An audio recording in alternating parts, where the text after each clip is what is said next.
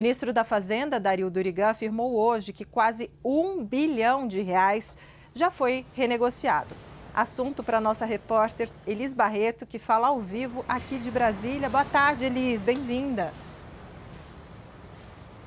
Boa tarde para você, Débora, e para todos que nos acompanham. O ministro Dario Durigan conversou com a gente aqui no Ministério da Fazenda ainda há pouco, quando ele voltava de uma reunião do Palácio do Alvorada com o presidente Lula. Segundo ele, então, além desses quase R$ 1 bilhão que já foram renegociados, tem cerca de 200 mil contratos sendo negociados ali com as instituições financeiras e desses 200 mil, 100 mil já estão quase sendo fechados. Então, números expressivos nesse Desenrola Brasil 2.0. O ministro falou também sobre a renegociação do FIES, que também foi anunciado nesse novo Desenrola Brasil. Ele vai estar operativo nessa semana. Segundo ele, os bancos estavam tirando dúvida com o MEC, com o Ministério da Fazenda, mas os estudantes, então, que têm dívida no programa de financiamento estudantil, vão poder começar até o fim dessa semana a aproveitar o novo Desenrola. O ministro voltou a lembrar que nos próximos dias ou nas próximas semanas, o governo deve anunciar também a nova etapa do novo Desenrola Brasil. Ele chegou a falar na semana passada, Débora, em participação no Bom Dia Ministro, que o governo ia lançar um desenrola para adimplentes, ou seja, aquelas pessoas que têm dívidas, mas que estão em compromisso, estão honrando ali seus compromissos financeiros, focado principalmente nos trabalhadores informais, que não são assalariados, não têm uma renda fixa. Segundo o ministro, a ideia é justamente reduzir o custo da dívida para esses trabalhadores que não têm uma renda fixa por mês, já que esse crédito foi adquirido quando a Selic ainda estava num patamar muito mais elevado. Claro, a Selic ainda está alta, mas estava mais alta na época. A gente vai ouvir também um pouquinho do que disse o ministro aqui nessa conversa no Ministério da Fazenda com jornalistas. Débora. A gente tem, em poucos dias, a gente já tem perto de 1 bilhão de dívidas renegociadas. São 200 mil pedidos já em avaliação dos bancos, desses 200 mil, 100 mil praticamente fechados. E em volume crescente. Cada dia a gente tem visto mais renegociações sendo feitas, o que é muito importante. Essa semana o FIES para os inadimplentes deve estar totalmente operativo. A medida provisória semana passada deu as condições, os bancos têm tirado dúvidas junto com o MEC e a Fazenda. Essa semana vai estar operativo. A gente não vai deixar de fazer também os estímulos para os adimplentes, que é a pergunta. Isso vai ser feito num segundo momento, daqui a alguns dias, para que a gente primeiro faça a comunicação para quem está inadimplente, que é uma situação muito diferente, para que depois a gente também honre, dê um estímulo, uma espécie de prêmio também, merecimento para quem ficou adimplente. Sobre esse assunto, a gente conversa agora com a Juliana Inhas, professora de Economia do INSPER. Juliana, seja muito bem-vinda, é sempre um prazer dividir tela com você. Oi, Vitor, bom dia, é um prazer estar com vocês aqui. Professora Juliana, queria começar perguntando exatamente sobre a perspectiva de acesso por parte da população a essa nova rodada do Desenrola. A gente teve uma primeira rodada, houve um montante, um interesse bastante significativo por parte da população, só que a gente teve a necessidade de engendrar, o governo teve a necessidade de engendrar um novo Desenrola. Eu queria entender exatamente quais são as perspectivas, novamente, de acesso da população a esse programa e, evidentemente, se a gente não pode acompanhar essa troca de uma dívida mais cara para uma dívida mais barata, liberando, inclusive, espaço para que a população que está passando por um momento de bastante restrição do ponto de vista dos seus vencimentos, de contratar, infelizmente, novas dívidas. Olha, Vitor, eu acho que é bem por aí sim, tá? Vou começar até pelo final da sua questão. Acho que o Desenrola 2.0 faz é algo muito parecido com o que o Desenrola na primeira versão fez. Ele trata muito mais o sintoma do endividamento do que a causa. Então, naturalmente, se as pessoas precisarem, e elas vão enxergar provavelmente espaços para isso, elas vão contratar novas dívidas. Então, a gente não está resolvendo a causa do problema, né? A gente não está resolvendo aquilo que torna a população brasileira estruturalmente endividada. Agora, quando a gente pensa no acesso, né, a esse programa, a gente tem que perceber que o Desenrola 2.0 ele é mais abrangente, né? A gente está falando aí de pessoas que têm rendimentos até 8 mil e poucos reais, né, o equivalente a 5 salários mínimos. A gente está falando de um acesso ao FGTS, que também ele é bem preocupante em alguns casos, e a gente pode depois falar disso, mas o ponto é, a gente está tentando, o Desenrola 2.0, ele tenta abrir um pouco o leque para outras parcelas, né, da população para outra parte que ainda não tinha sido necessariamente assistida, mas que de alguma forma também está endividada e que vai ter aí nesse momento a sua consequência, né, do problema, que é o endividamento sendo aí de alguma forma tratado, mas novamente a gente não está tratando a causa. Acho que essa é a maior crítica, né, a esse programa, que perde nesse aspecto a possibilidade de ser um programa mais estrutural, inclusive social, para ter finalidades diferentes, né? Ele tem muito um foco, claro, de reativar consumo. No ano que nós estamos, é um ponto importante, né, para o governo ter uma economia aquecida, mas isso não significa, de fato, infelizmente, uma melhora estrutural. Interessante esse ponto que você traz, Juliana, sobre essa iniciativa do governo de tentar reativar consumo em ano eleitoral. Havia muito temor por parte do mercado de que, por exemplo, a isenção do imposto de renda, né, para quem ganha até R$5.000, virasse consumo e, evidentemente, pudesse impactar a inflação. O que a gente acompanhou, na verdade, foi o uso desses recursos para pagar dívidas. Eu queria entender exatamente, você fala sobre uma ausência de resolução de problemas estruturais da economia brasileira. Eu queria entender qual seria a receita para que pudesse pelo menos mitigar esse cenário em que a população vai se endividando e a gente acompanha exatamente uma tentativa de tapar o sol com a peneira agora, né, de praticamente apagar o fogo, mas continuar com a brasa incendiando, porque não existe uma resolução do ponto de vista estrutural. E qual seria exatamente essa resolução? Sei que não existe uma bala de prata. Vitor, na prática, acho que o que a gente teria que pensar, e é um ponto que a gente já fala há muito tempo na economia brasileira, é como a gente consegue virar, né, dar uma virada mesmo numa economia que é uma economia de baixa produtividade e baixa renda, para uma economia que tenha maior produtividade, que permita uma maior renda, né? O brasileiro hoje ele se endivida, e ele se endivida majoritariamente, a gente não está falando de todos os casos, mas na grande maioria, porque a renda é insuficiente para que ele consiga bancar o seu dia a dia, pagar as contas, né, ter um patamar ou uma vida considerada digna, né? Então, acho que quando a gente olha para esse contexto, fica muito claro que para que a gente consiga evitar esse endividamento, né, e a gente está olhando daqui para frente, a gente não está olhando daqui para trás, porque o endividamento que já aconteceu, já está aí, mas para evitar que as pessoas voltem a se endividar, elas têm que ter mais renda. E ter mais renda não é forçar só salários maiores, porque o salário ele é uma consequência da produtividade desse trabalhador.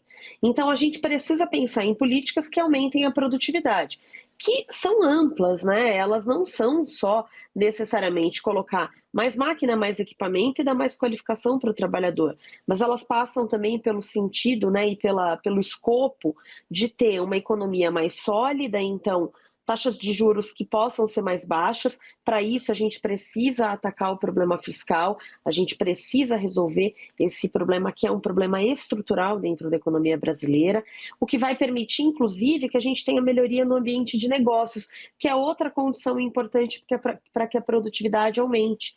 Então, a gente precisa pensar, e isso é uma agenda de médio, começa no curto prazo, mas é uma agenda de médio e longo prazo, a gente precisa pensar numa reestruturação um tanto mais ampla da economia brasileira, né? É isso que vai permitir que o brasileiro tenha mais renda, como fruto de uma produtividade maior e que ele consiga, de fato, pagar suas contas sem precisar se endividar. Isso está muito longe, né, só de garantir hoje ou tentar de alguma forma garantir salários maiores, porque o nosso histórico inflacionário mostra que se a gente faz mudanças que são paliativas, dali a pouco os preços sobem e os ganhos salariais são completamente consumidos pelos preços. Professora, voltando a falar especificamente sobre o programa, eu queria entender se essa limitação de apenas uma parcela pequena, né, de até R$1.000 do FGTS, ela pelo menos mitiga o risco que discutíamos anteriormente, né, de, por exemplo, um trabalhador que é demitido ficar completamente desassistido ou não ter esses recursos do fundo que servem exatamente como esse colchão de segurança. Eu queria uma análise sua acerca exatamente do uso do FGTS, que a gente sabe que o governo federal, inclusive, também tem esmero, né, com o FGTS exatamente para a realização de políticas públicas? Olha, Vitor, eu não sou muito a favor da utilização do FGTS em larga escala para medidas como essa. Primeiro porque, assim, eu particularmente entendo que existe uma possibilidade de troca de uma dívida cara, porque muita gente está endividada aí com cheque especial, com cartão de crédito, que são dívidas muito caras, e tem um patrimônio lá parado dentro do FGTS que economicamente tem sim uma finalidade interessante, poderia ter uma finalidade muito interessante auxiliando a quitação desse tipo de dívida mais cara. No entanto, a gente tem que tirar nessa hora, né, esse escopo mais técnico, acadêmico e olhar um pouco para a realidade. E quando a gente olha a realidade, a gente começa pelo fato de que a maior parte da população ganha pouco, então o FGTS ele acaba sendo um colchão de segurança para momentos em que a pessoa fica desempregada, está desassistida e precisa de um recurso. Tirando esse FGTS hoje, usando ele para o desenrola, essa pessoa vai ficar eventualmente desassistida num momento de maior necessidade, e esse é um risco social muito sério. E a gente tem que lembrar também que as pessoas não necessariamente vão ter essa percepção de que, olha, eu estou tirando um patrimônio ali, então a hora que eu resolvo a minha vida financeira, eu tenho que dar um jeito de recompor por minha própria conta, eventualmente, aquele patrimônio que eu usei, né? A gente, de novo, está falando de uma população que muitas vezes está decidindo qual conta vai pagar.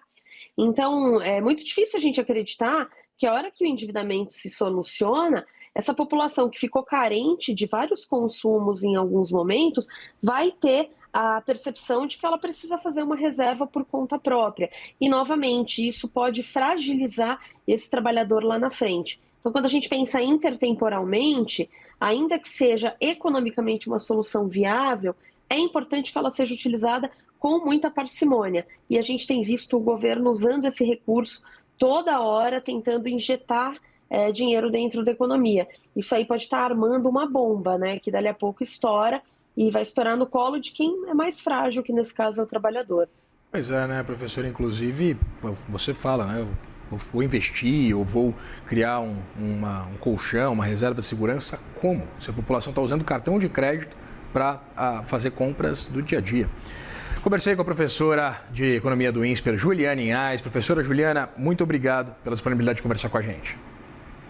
Um prazer, Vitor. Ótima semana para todos nós. Para você também. Até mais. A partir de hoje, os brasileiros já podem consultar o saldo do FGTS para quitarem dívidas. A medida faz parte do Desenrola 2.0, que permite o uso de 20% ou de R$1.000 do fundo. É a Roberta Camargo quem traz agora os detalhes aqui ao vivo para a gente. Minha querida, muito bom dia para você, sempre bem-vinda aqui no CNN Money. Vamos lá então, né? A partir de hoje as pessoas já vão saber exatamente quanto do FGTS vão poder utilizar para poder resolver essas dívidas, né? Isso, bom dia. Muito bom dia para você, minha querida. Um ótimo dia para todo mundo que nos acompanha. Uma ótima semana. Muito bom entrar aqui ao vivo para dar boa notícia, né? Notícia de que vai limpar o nome, ou pelo menos vai conseguir limpar parte do nome, né? A partir de hoje já dá para fazer essa consulta. A gente tem, inclusive, uma imagem que fala um pouquinho aí melhor para a gente poder ter mais atenção a esses detalhes. Então, Desenrola 2.0, consulta já disponível. Uso do FGTS, gente, 20% ou até R$1.000 desse resíduo, tá? Isso tem um teto, tá? Tem um limite. Até 90% de desconto no valor das dívidas. Essa é uma ótima notícia também. Tem que aproveitar essa oportunidade, porque realmente é um desconto muito significativo. A gente está falando de 90% de desconto. É um baita desconto. Tem o prazo de 30 dias para os bancos formalizarem os contratos. Isso porque você vai lá no banco, pede para fazer o cadastro no Desenrola, aí o banco tem até 30 dias para formalizar esses contratos com a Caixa Econômica Federal. Esse é o tempo do processo para poder fazer isso. Depois, então, olha só, R$8 bilhões, expectativa de movimentação. É uma expectativa grande do governo federal também, eles estão liberando esse dinheiro, essa máxima aí de R$8 bilhões. O governo federal já afirmou, inclusive, que espera que essa quantia seja mais que suficiente para auxiliar essas pessoas a começarem a quitar as próprias dívidas. Isso porque a gente tem uma pesquisa do Serasa que mostra que 50,5% da população adulta brasileira está inadimplente. Então, esse dinheiro, nesse momento, então, né, frente a esses números, é muito bem-vindo para poder fazer a economia girar. Porque, de um lado, a gente está falando de um benefício que é ótimo para o cidadão comum, né, que está precisando limpar o nome, quer ali deixar tudo regularizado, muito importante para quem precisa, de fato, quitar as dívidas. Por outro, para o governo federal, isso também é muito significativo, gente, porque com uma população que está com o nome limpo, o governo também tem uma população com maior poder de compra, reequilibra a balança ali da compra, né, da população com a compra, aumenta esse poder aquisitivo da população. Então, se de um lado é bom porque as pessoas se beneficiam por esse programa, por outro, o governo federal também se beneficia de certa forma, porque ajuda a estabilizar mais a economia. Inclusive, o governo já tinha divulgado que o interesse maior é auxiliar as pessoas a conseguirem fazer um planejamento financeiro, mas a longo prazo também. Então, se você consegue quitar ali suas dívidas, você também consegue se planejar melhor, né, financeiramente. Então, a partir de hoje já dá para fazer essa consulta, não precisa correr no banco, mas é uma boa esperança aí, vislumbrar, limpar o próprio nome, né? Volto com você. Isso mesmo, querida. Muita gente já estava esperando para isso. Muito obrigada, então. Bom trabalho, boa semana para você. Entrei no Desenrola, mas meu nome não ficou limpo imediatamente. O que aconteceu? Eu te respondo. Muita gente está entrando no Desenrola 2.0 achando que o nome vai ficar limpo assim, ó, imediatamente, logo depois. Mas não é bem assim. Primeiro, quando você adere a esse tipo de iniciativa, você negocia, prevê quantas parcelas você vai pagar, negocia o desconto, quanto de juro e depois você começa a fazer os pagamentos.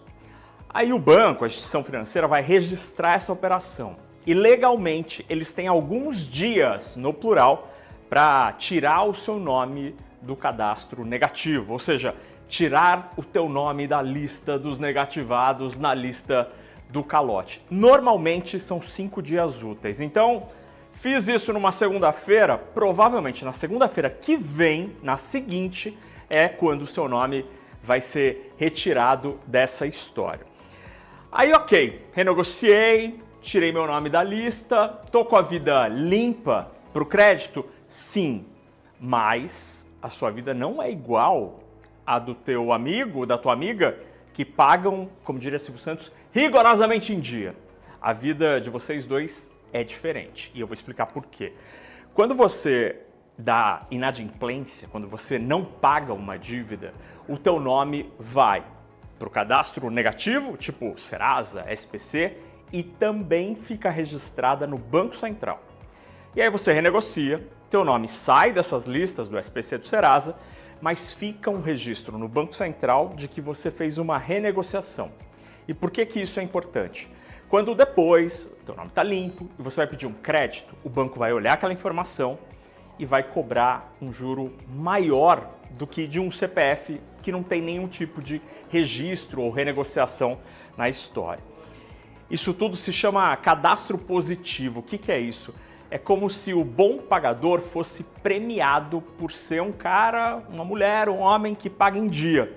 Aí o banco fica mais confiante e empresta para essa pessoa com juro menor. Sabe onde dá para ver isso? No score. Existem alguns scores hoje de crédito no Brasil, o mais conhecido é do Serasa, e você consegue ver quantos pontos de 0 a 1000 você tem. Nos Estados Unidos isso é super comum. E aqui no Brasil está começando a ganhar popularidade e você consegue ver isso de graça no site dessas consultorias. Então, essa é a grande diferença. Quem paga em dia tem o score melhor e juros menores. Quem entrou no Desenrola, limpa o nome, fica de boa com o sistema financeiro, mas fica um registrinho ali e que se você, a partir de agora, for um bom pagador, uma boa pagadora, teu nome, em algum tempo, vai ficar tão limpo como aquele de quem paga em dia.